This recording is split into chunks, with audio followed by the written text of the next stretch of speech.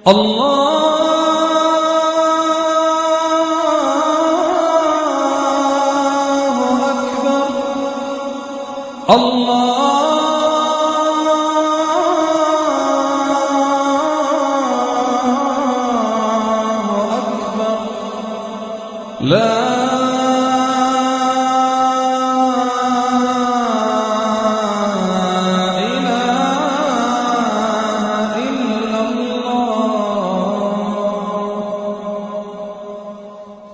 যা দেখি আল্লাহর আযাব বা কাও জাহান্নামের দৃশ্য, সেগুলো যদি তোমরা দেখতে তাহলে তোমাদের পৃথিবীর স্বাদ চিরতরে উঠে যেত। কোনোদিন তোমাদের মুখে হাসি পেত, আনন্দ উপভোগ করা এটা তোমাদের জীবন থেকে চিরতরে হারিয়ে যেত।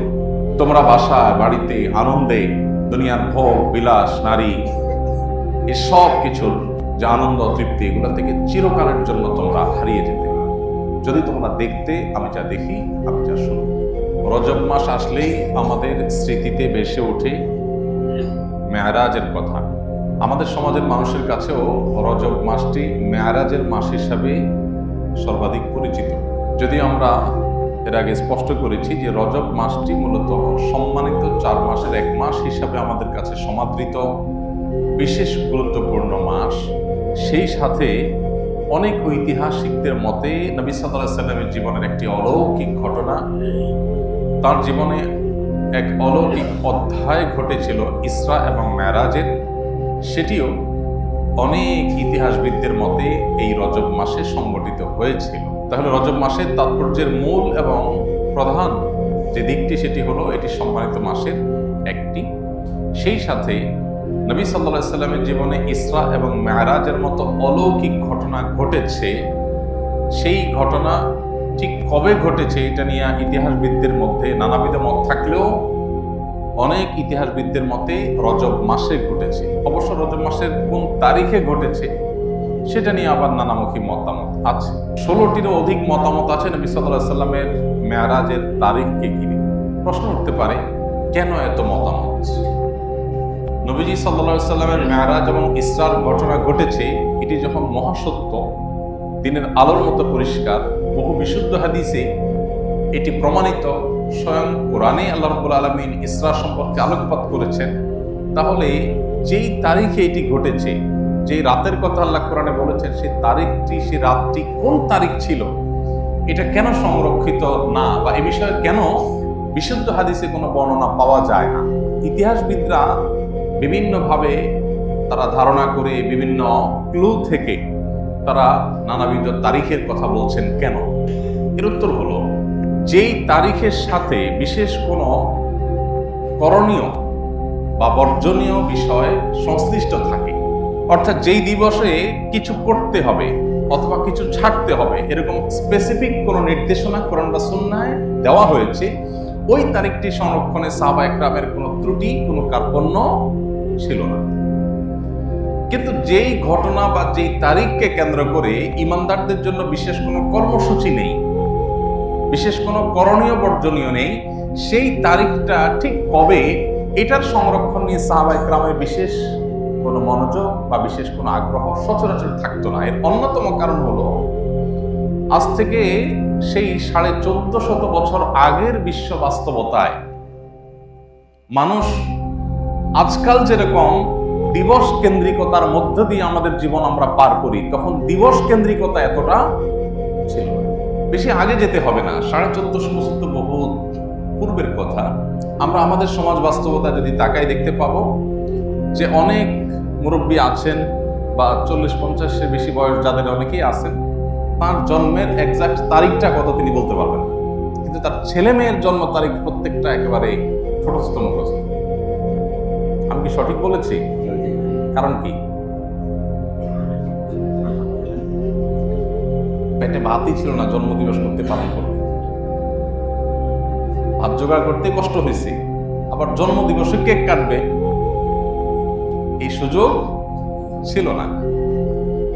আর এখন যেহেতু কেক কাটাকাটির ব্যাপার আসছে, কালচার আসছে, খ্রিস্টানদের ভায়া হয়ে আমাদের মধ্যে আসছে, অগ্নি প্রযুক্ত থেকে খ্রিস্টানদের কাঁধে, তাদের থেকে মুসলমানরা জেনে হোক না জেনে হোক, জেনে হোক না জেনে হোক, বুঝে হোক না বুঝে হোক, সেটাকে আজ ধারণ করছে। এখন আমাদের পেটে ভাত তরকারি হয়ে মাশাআল্লাহ কেক কাটার টাকাও আছে, যেহেতু আছে অতএব ছেলে কবে জন্ম নিল, মেয়ে কবে জন্মদিন হলো, জন্মদিবস পক্ষে তাকে উইশ করা, এগুলো এখন আমাদের জীবনের বাস্তবতায় পরিণত হয়েছে। এছাড়াও যেহেতু অফিসিয়ালি জন্ম নিবন্ধন করতে হয়, পাসপোর্ট বানাতে হয়, সার্টিফিকেটের জন্য স্কুল কলেজে মাদ্রাসায় দিতে হয়, সেজন্য খুব সঙ্গত কারণেই এখন জন্মের তারিখটা আমরা সংরক্ষণ করছি। অথচ আমরা অনেকে আছি যে নিজের জন্ম তারিখটা কবে এটা আমরা বলতে পারবো না, কারণ তখন এতটা নিড এটার ছিল না। তাহলে এবার 1450 বছর আগে যদি আপনি চলে যান, তাহলে এই নিড বিন্দু পরিমাণও ছিল। এই কারণে সাহাবায়ে কেরাম যেটা সংরক্ষণ করা দরকার ওইটা করতে কোনো কার্পণ্য করতেন না। নবী করিম সাল্লাল্লাহু আলাইহি ওয়াসাল্লামের কোনো হাদিস, দীর্ঘ হাদিস, অনেকগুলো পয়েন্ট বলেছেন, এমন মনোযোগ নিয়ে সাহাবায়ে কেরাম শুনতেন যে বিভিন্ন হাদিস থেকে আবু হুরায়রা রাদিয়াল্লাহু তাআলা আনহু অন্যান্য সাহাবীদের হাদিস শ্রবণে তাদের মনোযোগিতাকে স্পষ্ট করতে গিয়ে, বোঝাতে গিয়ে উদাহরণ দেয়া হয়েছে যে একটা গাছের উপর যেরকম পাখি এসে বসে, সাহাবীরা এরকম পিনপতন নীরব হয়ে, এরকম পরিপূর্ণ স্তব্ধ হয়ে, নড়াচড়া বাদ দিয়ে, শতভাগ মনোযোগ দিয়ে, ফোকাস দিয়ে নবী সাল্লাল্লাহু আলাইহি ওয়াসাল্লামের কথা শুনতেন, যে পাখির জন্য এটা অনুমান করা কঠিন হতো যে এটা মানুষ না কোনো গাছ। এইভাবে মনোযোগ দিয়ে তারা শুনতেন। তাহলে যেটা সংরক্ষণ করা দরকার সেটা তারা ঠিকই সংরক্ষণ করেছেন, কিন্তু যে বিষয়গুলো সংরক্ষণের সাথে কোনো করণীয় বর্জনীয় ব্যাপার স্যাপার নাই, শরীয়তের কোনো নির্দেশনা নাই, আজকাল যেরকম আমরা শখের বসে অনেক তারিখ সংরক্ষণ করি, এগুলো সাহাবীদের মধ্যে ছিল। তো যে জায়গাটা আমরা ছিলাম মূলত সেটা হলো নবী করিম সাল্লাল্লাহু আলাইহি ওয়াসাল্লামের মেরাজ, এটি ঘটেছে বহু বিশুদ্ধ হাদিস দ্বারা এটি প্রমাণিত। সশরীরে তার মেরাজ হয়েছে, স্বপ্নযোগে হয়নি। অনেকে বলে স্বপ্নযোগে হয়েছে। স্বপ্নযোগে যদি হতো তাহলে মক্কার মুশরিকরা তো অস্বীকার করতো না। স্বপ্নে তো মানুষ 5 মিনিট ঘুমাইলে ওই 5 মিনিট স্বপ্নের মধ্যে আমেরিকা চলে আসে। সম্ভব কি? সম্ভব না। নবী সাল্লাল্লাহু আলাইহি ওয়াসাল্লাম মেরাজে রাতে মক্কা থেকে বাইতুল মাকদিস, সেই সুদূর ফিলিস্তিন মক্কা থেকে, সেখান থেকে আবার ঊর্ধ্বাকাশ হয়ে সপ্তাকাশ একটা একটা করে ভ্রমণ করে আসমানে গিয়ে জান্নাত জাহান্নাম দেখে, সিদরাতুল মুনতাহা, বাইতুল মামুর, বিভিন্ন নবীদের সাথে সাক্ষাৎ, সব কিছু করে আবার ব্যাক করেছেন মুহূর্তের মধ্যে, রাতের মধ্যে। মক্কার মুশরিকদের কাছে এটা অবিশ্বাস্য ছিল। কিভাবে সম্ভব এটা তাদের বুঝতে অসুবিধা হচ্ছিল। এজন্য তারা অবিশ্বাস করেছে। যদি স্বপ্নটা নবী সাল্লাল্লাহু আলাইহি ওয়াসাল্লামের মেরাজের, রাসূলের মেরাজটা যদি স্বপ্নে হতো তাহলে এটাকে তো অস্বীকার করার কোনো কারণ থাকতো না। তাহলে বোঝা গেল স্বপ্নে হয়নি, সশরীরে হয়েছে, এবং মেরাজের ঘটনা ঘটেছে সেটা সত্য, মহাসত্য। কিন্তু কোন তারিখে ঘটেছে সেই তারিখটা নির্দিষ্ট করে কোনো হাদিসে স্পষ্ট করে বর্ণিত হয় নাই। কারণ আমি এতক্ষণ ব্যাখ্যা করলাম কেন তারিখটা সংরক্ষণ হয়নি। ভাইরা আমার, তাহলে নবী সাল্লাল্লাহু আলাইহি ওয়াসাল্লামের মেরাজ হয়েছে। মেরাজের দুটি পার্ট, একটা হলো মক্কা থেকে বাইতুল মাকদিস পর্যন্ত, এটাকে বলা হয় ইসরা। এটা কোরআনে বর্ণিত হয়েছে। আল্লাহ বলেছেন সুবহানাল্লাযী আসরা বিআবদিহি লাইলাম মিনাল মাসজিদিল হারামি ইলাল মাসজিদিল আকসাল্লাযী বারাকনা হাওলা। ওই আল্লাহ পবিত্র, সকল প্রকার অভিযোগ অনুযোগ, মক্কার মুশরিকদের সন্দেহ সংশয়ের ঊর্ধ্বে, যিনি তার বান্দা মুহাম্মদ সাল্লাল্লাহু আলাইহি ওয়াসাল্লামকে রাতের কিছু অংশে মুহূর্তের মধ্যে মক্কা থেকে অলৌকিকভাবে বাইতুল মাকদিসে, মসজিদে হারাম মক্কা থেকে বাইতুল মাকদিস, সেখানে আল্লাহ তাআলা নিয়ে গেছেন। এটুকু কোরআনে বর্ণিত আছে। সেখানে আল্লাহ তাআলা বিভিন্ন নবী রাসূলদের অলৌকিকভাবে তাদেরকে উপস্থিত করেছেন, তাদের ইমামতি নবী সাল্লাল্লাহু আলাইহি ওয়াসাল্লাম করেছেন। তারপর সেখান থেকে আল্লাহ রাব্বুল আলামিন তাকে ঊর্ধ্বাকাশ ভ্রমণ করিয়েছেন। তো একটা পার্ট তো কোরআনেই আছে, এটাকে অস্বীকার করলে ইমানই থাকবে না, আর বাকি পার্ট বিশুদ্ধ হাদিসে আছে। দেখুন, এখন মানুষ মহাকাশ ভ্রমণ করছে, মানুষ মহাশূন্য আবিষ্কার করেছে, মহাশূন্যে মানুষ গমন করছে, মহাকাশে মানুষ যাচ্ছে, সেখানে স্টেশন স্থাপন করছে। এই জিনিসগুলো আজ থেকে 1450 বছর আগের পৃথিবীর মানুষ কখনো কল্পনাও করে। তখনকার মানুষকে যদি বলা হতো যে মানুষ চাঁদে যাবে, সবাই পাগল বলতো না? নবী করিম সাল্লাল্লাহু আলাইহি সাল্লামকে যে আল্লাহ তাআলা ঊর্ধ্বাকাশে নিয়ে গেছেন,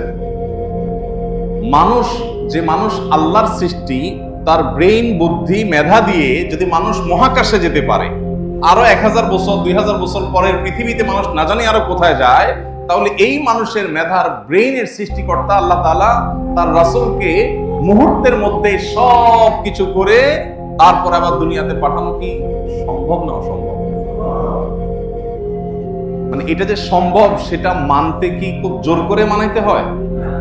আজকে বিজ্ঞান যেটা পেরেছে, সম্ভব করে দিয়েছে, এটা দেখে বিজ্ঞানের সৃষ্টিকর্তা আল্লাহ তাআলা কি পারেন, তার কাছে কোনো সীমাবদ্ধতা বলতে যে কিছু নাই, সে বিষয়ে বোঝার জন্য আলহামদুলিল্লাহ আল্লাহ তাআলার দেওয়া কমন সেন্স আর সুস্থ মস্তিষ্কই যথেষ্ট। এরপরও যদি 2024-25 পৃথিবীতে এসেও যদি আমরা কেউ ইমানদার না হই, আমরা যদি কেউ ইমান আনয়ন করতে না পারি, আমাদের ইমান যদি সুদৃঢ় না হয়, আল্লাহর প্রতি অগাধ বিশ্বাস যদি না হয়, তাহলে এটা আমাদের দুর্বলতা, এটা আমাদের দুর্ভাগ্য, এটা আমাদের দুর্বলতা এবং ত্রুটি। এই জন্য আল্লাহ তাআলা ইসরার ঘটনা বলতে গিয়ে শুরুতে বলেছেন সুবহানাল্লাযী আসরা, যে আল্লাহ তাআলা রাত্রিকালীন এই অলৌকিক ঘটনা ঘটিয়েছেন। তোমরা যে সন্দেহ সংশয় করছো মক্কার মুশরিকেরা, এগুলো থেকে আল্লাহ অনেক ঊর্ধ্বে, তোমরা চিন্তাও করতে পারো, এগুলো আল্লাহর জন্য কোনো ইস্যুই না, কোনো ব্যাপারই না। ভাইরা আমার, তো নবী করিম সাল্লাল্লাহু আলাইহি সাল্লামকে আল্লাহ রাব্বুল আলামিন এই মেরাজের যে ঘটনা তাকে আল্লাহ তাআলা ঘটিয়েছেন তার জীবনে, এটি কেন ঘটিয়েছেন? এর একটি কারণ, অনেক কারণের ভিতরে একটি কারণ হলো, আমরা জানি নবী করিম সাল্লাল্লাহু আলাইহি সাল্লামের জীবনে একটি বছর ছিল খুব কষ্টের বছর, যে বছরকে বলা হয় আমাল হুজন, পেরেশানির বছর, কষ্টের বছর। সেই বছরটা ছিল ওই বছর যে বছরে নবী সাল্লাল্লাহু আলাইহি সাল্লাম তার ঘরের আপনজন এবং বাইরের একমাত্র আশ্রয়দাতা দুজনকে হারিয়েছেন। তার ঘরের আশ্রয়দাতা ছিলেন, ঘরে সান্ত্বনা দানকারী ছিলেন খাদিজা রাদিয়াল্লাহু তাআলা আনহা, আর বাইরের সান্ত্বনা দানকারী ছিলেন চাচা আবু তালেব। দুজনকে হারিয়েছেন। আর মক্কার মুশরিক, তায়েফের মুশরিকদের নির্যাতনে, নিষ্পেষণে ক্লিষ্ট, পরিশ্রান্ত এবং মনোবেদনায় তিনি খুব কষ্ট পাচ্ছিলেন। তার জীবনের সবচেয়ে কষ্টের বছরে আল্লাহ রাব্বুল আলামিন তাকে সান্ত্বনা দেবার জন্য, তার মনোবেদনা দূর করবার জন্য আল্লাহ তাআলা তাকে কাছে ডেকে নিয়ে গেছেন, জান্নাত দেখিয়েছেন। জান্নাত দেখার পর একজন ইমানদার, যেটা কখনো কেউ কোনোদিন দেখতে পায় না, কল্পনা করে না, এই সৃষ্টি জগতে কোনো কিছুর সাথে যেটা কোনো তুলনা চলে না, সেই জান্নাত অবলোকন করতে পারাটাও মানুষের জীবনের সবচেয়ে বড় সুখ। আল্লাহ তাআলা সেই জিনিসটা নবী সাল্লাল্লাহু আলাইহি ওয়াসাল্লামকে দান করলেন। আল্লাহর সান্নিধ্যে আল্লাহ নিয়ে গেলেন, এক একটা আসমানে এক একজন নবীর সাথে সাক্ষাৎ করালেন।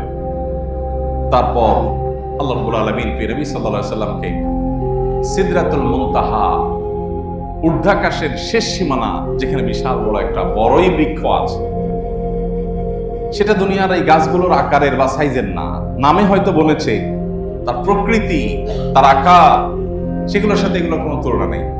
সেটা হলো সীমানা ঊর্ধ্বাকাশের। আল্লাহ রাব্বুল আলামিনের সৃষ্টি জগতের মধ্যে জিবরিল সহ অন্য কোনো ফেরেশতা ওইটা ক্রস করে আর আল্লাহর আরশ বা উপরে আর যেতে পারে না। আল্লাহ তাআলা সেখানে নবী সাল্লাল্লাহু আলাইহি ওয়াসাল্লামকে নিয়েছেন, তার সাথে কথোপকথন করেছেন, তাকে অনেক উপহার দিয়েছেন, নেয়ামত দিয়েছেন, আবার তাকে ফেরত পাঠিয়েছেন। এগুলো সবই ছিল ওই যে পেরেশানির বছরে তার মনোবেদনা দূর করবার জন্য আল্লাহর পক্ষ থেকে উপহার, পুরস্কার। ভাইরা আমার, নবী সাল্লাল্লাহু আলাইহি সাল্লাম মেরাজে কি কি দেখেছেন? প্রথমত তিনি দেখেছেন জিবরিল আলাইহিস সালামকে তার আপন আকৃতিতে, এবং নবী সাল্লাল্লাহু আলাইহি সাল্লাম জিবরিলকে তার মূল আকৃতিতে এর আগেও দেখেছেন। আল্লাহ রাব্বুল আলামিন ফেরেশতা জিবরিলকে 600 ডানা দিয়েছেন। কত ডানা? প্রত্যেকটা ডানা যতদূর মানুষের চোখ যায় ততদূর বিস্তৃত, এত বিশাল। এরকম 600 ডানা আল্লাহ তাআলা দিয়েছেন। এই বিশাল বড় সৃষ্টি আল্লাহ তাআলা তার মূল আকৃতিতে আল্লাহ তাআলা নবী সাল্লাল্লাহু আলাইহি সাল্লামকে দেখার সুযোগ দিয়েছেন এই মেরাজ। মেরাজ নবী সাল্লাল্লাহু আলাইহি সাল্লাম প্রত্যেক আকাশে এক একজন নবীর সাথে সাক্ষাৎ করেছেন। যত নবী রাসূল তার আগে পৃথিবী থেকে গত হয়েছেন, আল্লাহ তাআলা তাদেরকে বিভিন্ন আকাশে উপস্থিত রেখেছেন। সেটা কি তাদের রূহের কোনো বিশেষ উপস্থিতি, না দেহ সহ রূহের কমপ্লিট উপস্থিতি, তার ধরন প্রকৃতি কি, সেটা আল্লাহ তাআলা ভালো জানেন। হাদিস থেকে শুধু আমরা এটুকু জানি যে নবী করিম সাল্লাল্লাহু আলাইহি সাল্লাম সপ্তাকাশের প্রত্যেকটি আকাশে এক বা একাধিক নবী বা রাসূলের সাথে সাক্ষাৎ করেছেন। যেমন প্রথম আকাশ যেটি, এটিতে নবী সাল্লাল্লাহু আলাইহি সাল্লাম সাক্ষাৎ করেছেন আদম আলাইহিস সালামের সাথে, আদি পিতা। দ্বিতীয় আকাশে নবী সাল্লাল্লাহু আলাইহি সাল্লাম সাক্ষাৎ করেছেন আল্লাহ নবী ঈসা আলাইহিস সালামের সাথে। তৃতীয় আকাশে নবী সাল্লাল্লাহু আলাইহি সাল্লাম সাক্ষাৎ করেছেন আরেক নবী আল্লাহ তাআলা ইউসুফ আলাইহিস সালামের সাথে। চতুর্থ আকাশে নবী করিম সাল্লাল্লাহু আলাইহি সাল্লাম সাক্ষাৎ করেছেন আল্লাহ নবী ইদ্রিস আলাইহিস সালামের সাথে। পঞ্চম আকাশে নবী করিম সাল্লাল্লাহু আলাইহি সাল্লাম সাক্ষাৎ করেছেন আল্লাহ নবী হারুন আলাইহিস সালামের সাথে। আর ষষ্ঠ আকাশে নবী সাল্লাল্লাহু আলাইহি সাল্লাম সাক্ষাৎ করেছেন মূসা আলাইহিস সালামের সাথে। এবং সপ্তাকাশে নবী সাল্লাল্লাহু আলাইহি সাক্ষাৎ করেছেন ইব্রাহিম আলাইহিস সালামের সাথে। তাহলে আদম আলাইহিস সালাম, ঈসা আলাইহিস সালাম, ইউসুফ আলাইহিস সালাম, ইদ্রিস আলাইহিস সালাম, হারুন আলাইহিস সালাম, মূসা আলাইহিস সালাম এবং ইব্রাহিম আলাইহিস সালাম। সাত আকাশে সাতজন বড় এবং বিশিষ্ট নবী রাসূলদের সাথে নবী সাল্লাল্লাহু আলাইহি ওয়াসাল্লাম সাক্ষাৎ করেছেন। এই সাক্ষাতে তাদের সাথে মত বিনিময়ের, তাদের সাথে কুশল বিনিময়ের, তাদের কাছ থেকে দোয়া লাভ করার নানাবিধ সৌভাগ্যে নবী সাল্লাল্লাহু আলাইহি ওয়াসাল্লামকে আল্লাহ তাআলা ধন্য করেছেন। তৃতীয়ত নবী সাল্লাল্লাহু আলাইহি ওয়াসাল্লাম এই মেরাজে হাউজে কাউসার যেটি আল্লাহ তাআলা তাকে দান করবেন কিয়ামতে, তার সুন্নাহর অনুসারী যারা, বিদআত এবং শিরক থেকে যারা বেঁচে থাকেন, সেই ঈমানদারদেরকে নবী সাল্লাল্লাহু আলাইহি ওয়াসাল্লাম যে হাউজ থেকে নিজে হাতে পান করাবেন, যে হাউজে কাউসারের অগণিত পান করার বিশাল ব্যবস্থাপনা থাকবে। সকল ঈমানদারদেরকে আল্লাহ তাআলা সেখান থেকে, নবী সাল্লাল্লাহু আলাইহি ওয়াসাল্লামের সুন্নাহর অনুসারীদেরকে আল্লাহ তাআলা সেখান থেকে পানি পান করাবেন। যে সে পানি পান করবে লা ইয়াজমা আবাদা, জান্নাতে প্রবেশের আগ পর্যন্ত তারা আর কখনো পিপাসা পাবে না। অথচ কিয়ামতে সূর্য মানুষের খুবই নিকট অবস্থান করবে, যার কারণে পিপাসায় মানুষ পাগল পড়া থাকবে, কিন্তু মৃত্যু আসবে না। ওই সময়টাতে আল্লাহ তাআলা যে হাউজে কাউসার দান করবেন নবীজিকে, মেরাজে সে হাউজে কাউসার তাকে দেখিয়েছেন। এটা অনেক বড় সৌভাগ্য এবং নেয়ামত ছিল তার জন্য। 4 নম্বর যে জিনিসটি দেখেছেন তা হলো জান্নাতের কিছু দৃশ্য, জাহান্নামের কিছু দৃশ্য আল্লাহ তাআলা তাকে দেখিয়েছেন। কি হতে পারে? এখন প্রশ্ন উঠতে পারে, জান্নাত জাহান্নাম কি অলরেডি সৃষ্ট? উত্তর হলো হ্যাঁ। এটাই আহলে সুন্নাহ ওয়াল জামাআর আকীদা। কোরআন এবং সুন্নাহ এটাই বলে যে জান্নাত এবং জাহান্নামকে আল্লাহ তাআলা সৃষ্টি করেছেন, ইতোমধ্যে সেটা সৃষ্টি হয়ে আছে।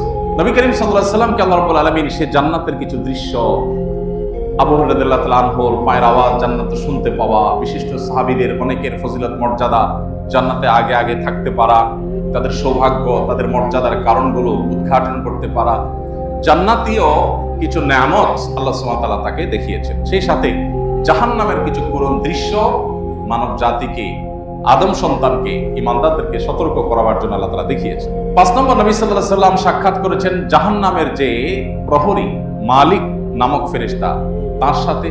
তিনি ছাড়াও অন্যান্য অনেক ফেরেশতার সাথে নবী সাল্লাল্লাহু আলাইহি ওয়াসাল্লামকে আল্লাহ তাআলা সাক্ষাৎ ঘটিয়েছেন মেরাজের মাধ্যমে। এবং 6 নম্বরে নবী সাল্লাল্লাহু আলাইহি ওয়াসাল্লাম এই সফরে বাইতুল মামুর ভিজিট করেছেন। বাইতুল মামুর হলো ঊর্ধ্বাকাশে একটি মসজিদ। যেই বাইতুল মামুর, এটা আল্লাহ রাব্বুল আলামিন মক্কার কাবার ঠিক বরাবর আল্লাহ তাআলা যার অবস্থান রেখেছেন। এই মসজিদের বিশালতা এত বড়, যেখানে আল্লাহর ফেরেশতারা প্রতিবারে প্রবেশ করলে 70,000 ফেরেশতা সেখানে সালাত আদায় করেন। ফেরেশতাদের আকৃতি অবশ্য হাদিসে এখানে উল্লেখ করা হয়নি যে কি আমাদের মতো আকৃতি 70,000 নাকি ওই যে জিবরিলের মতো আকৃতি 70,000, সেটা আল্লাহ তাআলা ভালো জানেন। তো 70,000 ফেরেশতা একসাথে যারা সালাত আদায় করেন, তারা একদিন যারা সালাত আদায় করে বের হন, সেখান থেকে নামাজ পড়ে বের হন, কিয়ামত পর্যন্ত তারা আর সেখানে ঢোকার সুযোগ পান না। এরপরে নতুন 70,000 ঢোকে। এইভাবে আল্লাহ তাআলার ফেরেশতাদের সংখ্যা কত, একমাত্র আল্লাহ তাআলা ভালো জানেন। তো এই জন্য নবী সাল্লাল্লাহু আলাইহি ওয়াসাল্লামকে আল্লাহ তাআলা বাইতুল মামুর সাক্ষাৎ করার সুযোগ দিয়েছেন।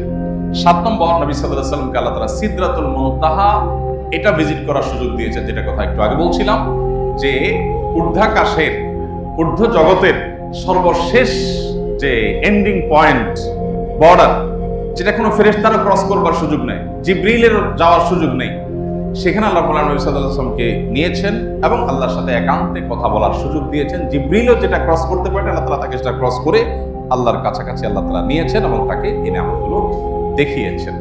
নবী করিম সাল্লাল্লাহু আলাইহি সাল্লামের মেরাজের প্রাপ্তি নিয়ে অনেক আলোচনা করার মতো, খুবই সংক্ষিপ্ত সময়। তো এই অর্জনগুলো আল্লাহ তাআলা তার নবী সাল্লাল্লাহু আলাইহি সাল্লামকে দান করেছেন মেরাজের মাধ্যমে। এবং এই মেরাজ থেকে আমাদের প্রাপ্তির জায়গা নাম্বার 1, আমাদের প্রাপ্তির জায়গা হলো নবী করিম সাল্লাল্লাহু আলাইহি সাল্লাম মেরাজে জাহান্নামীদের কিছু দৃশ্য দেখেছেন। আল্লাহ তাআলা তাকে কিছু দৃশ্য দেখিয়েছেন। সেই দৃশ্যটা দুনিয়াতে যেরকম দামি ক্লাস হয়, দামি অনেক কিছু হয়, হতে পারে জাহান্নামের ওইরকম একটা চিত্র যে এমন হবে সেটা আল্লাহ তাআলা দেখিয়েছেন। আবার হতে পারে আল্লাহ তাআলা মূল এবং হাকিকতটাই দেখিয়েছেন।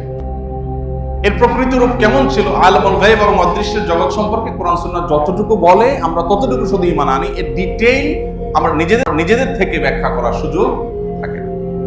তো নবী সাল্লাল্লাহু আলাইহি সাল্লাম জাহান্নামে যা দেখেছেন সেখান থেকে আমাদের শিক্ষা গ্রহণ করবার সুযোগ আছে। যেমন মেরাজে আল্লাহর হাবিব সাল্লাল্লাহু আলাইহি সাল্লাম যখন ফেরেশতার সাথে জাহান্নামের বিভিন্ন দৃশ্য দেখছেন, এর মধ্যে একটা দৃশ্য হলো যে তিনি দেখতে পাচ্ছিলেন যে কিছু মানুষ তারা তাদের হাতে যে নখগুলো, এই নখগুলো সাধারণ আমাদের দুনিয়াতে যেরকম নখ থাকে এরকম পাতলা বা এতটা সাধারণ পর্যায়ের নখ না, সে নখগুলো দেখতে পাচ্ছেন জাহান্নামে কিছু লোক তাদের নখগুলো হলো সবগুলো পিতলের, খুব শক্তিশালী, খুব ধারালো, ভয়ঙ্কর।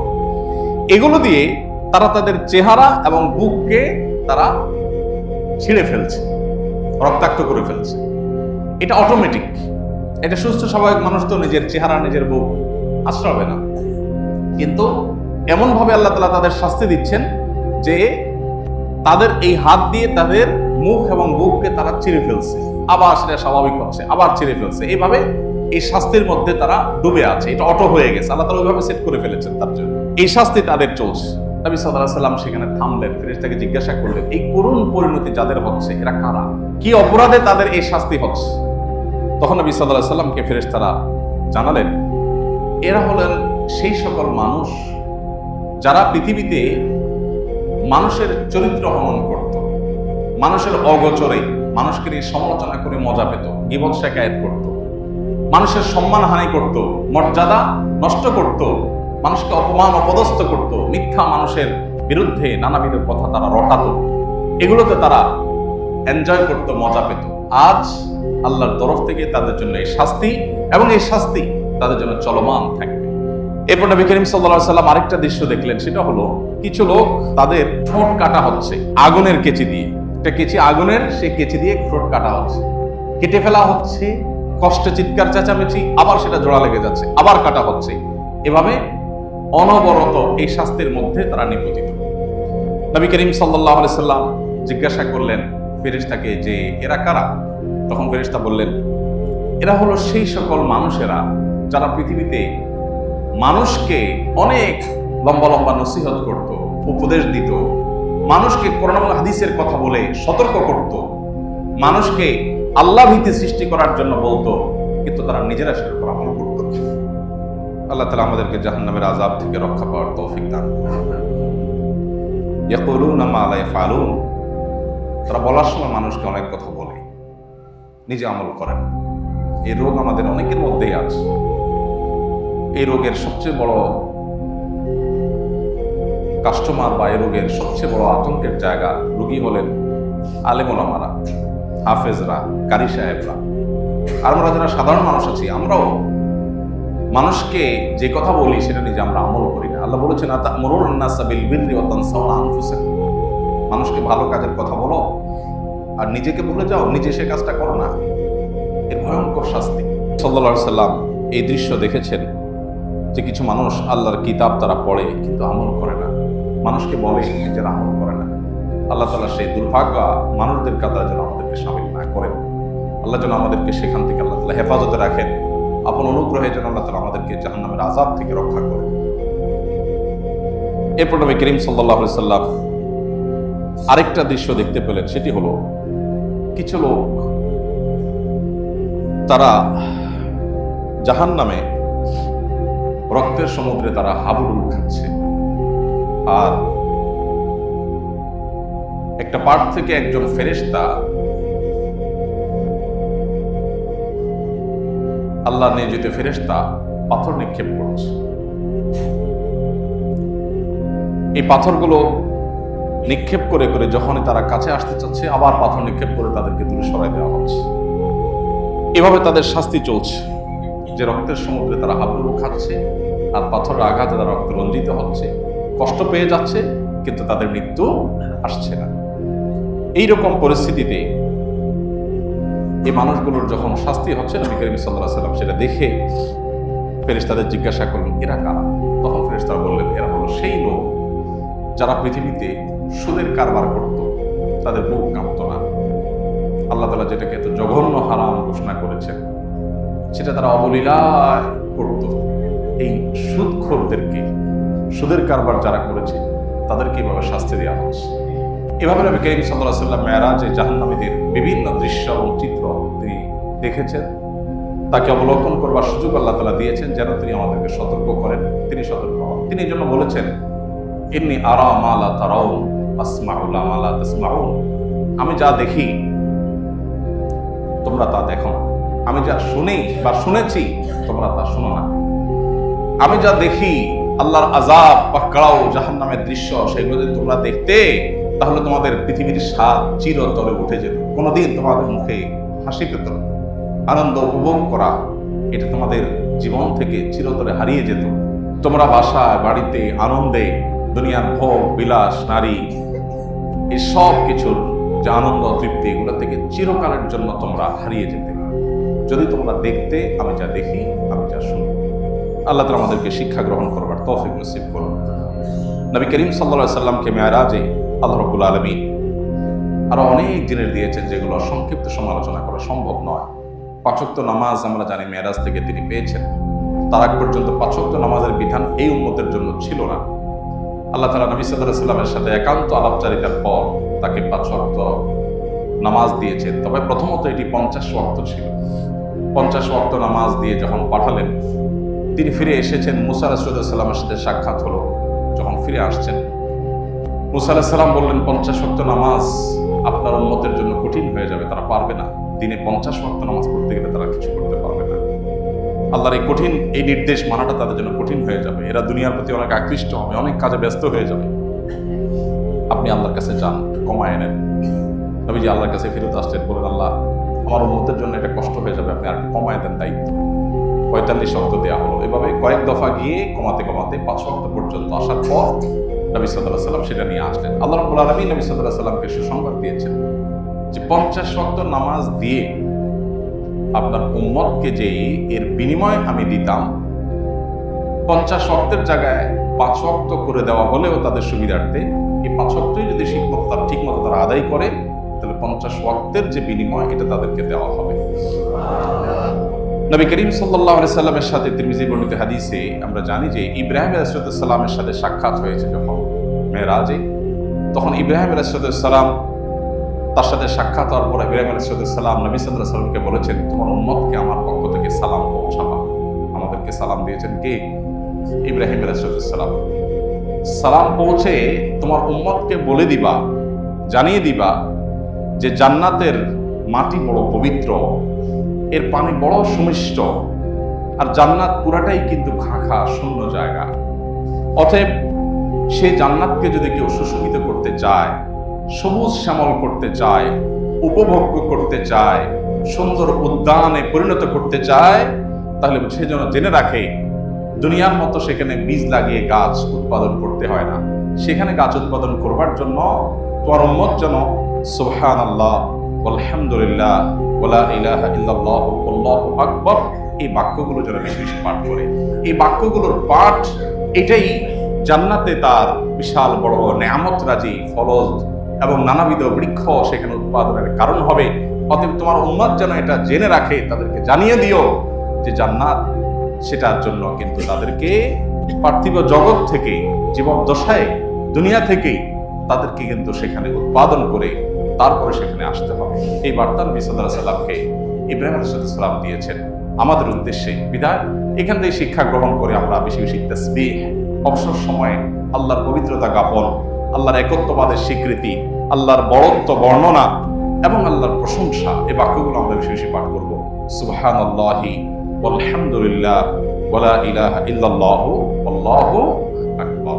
আল্লাহ তাআলা আমাদেরকে এই সব বাক্যগুলোকে বেশি বেশি অন্তর থেকে মহব্বতের সাথে উচ্চারণ করার, অন্তর থেকে ধারণ করার তৌফিক দান করুন।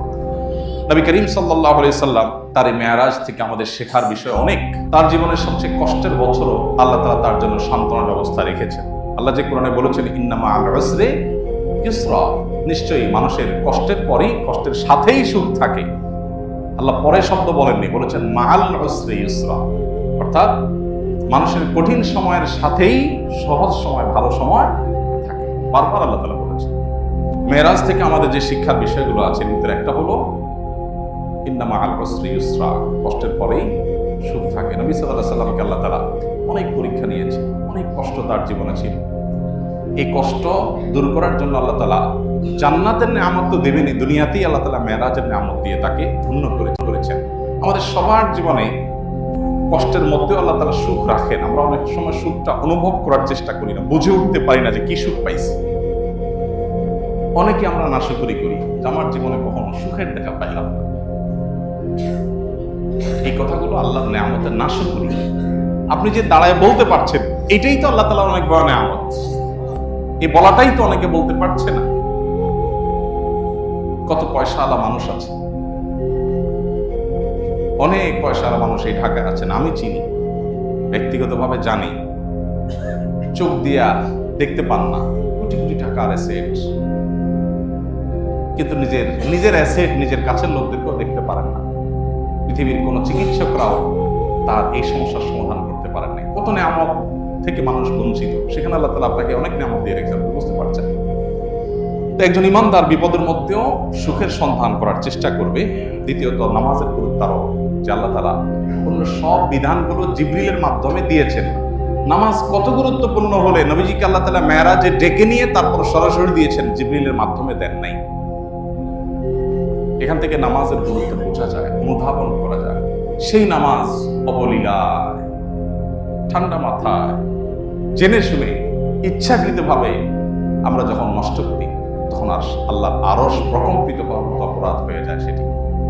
এবং এর দায় যে কত বড় হতে পারে, এর শাস্তি যে কত জঘন্য হতে পারে, সেটা একমাত্র আল্লাহ তাআলা ভালো জানেন।